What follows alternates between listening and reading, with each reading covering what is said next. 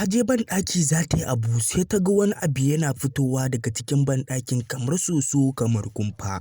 Aiko ta fita tana fita kawai sai ta rufe banɗakin tana rufe banɗakin kawai sai ta ga yana fitowa ta ƙasa. Yana fitowa ta ƙasa kawai abin sai ya bata mamaki ya bata tsoro kawai ta ɗauko wata fitila da wuta mai shokin tana sa mai sai ta ga alamun ma ba ma ya jin shokin ɗin gaba ɗaya. Kawai abin sai ya ƙara tsorata ta kawai sai ta fita da gudu tana fita da gudu kuma tana fita da gudu kuma kawai sai ta ga ya ɓullo ta wani wajen.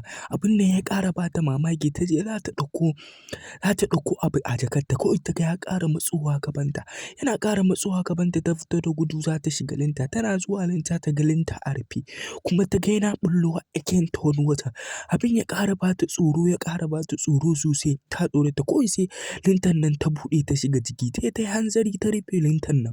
Tana rufe lintan nan kawai ta zata ta kuɓuta ashe abin nan yana ɓullowa ta wani wajen. Gari yana ɓullowa ta wani wajen kawai ashe abin nan ya riƙe lintan ta rufe gaba ɗaya. Bayan ta rufe gaba ɗaya abin nan ya ƙara bata tsoro ta tsaddaƙar kawai ta riga ta mutu ma. Bayan ta tsaddaƙar ta riga ta mutu ma kawai ta yi ga wani abokinta nan yana miƙo mata hannu za su cece ta da shi da ƙawarta.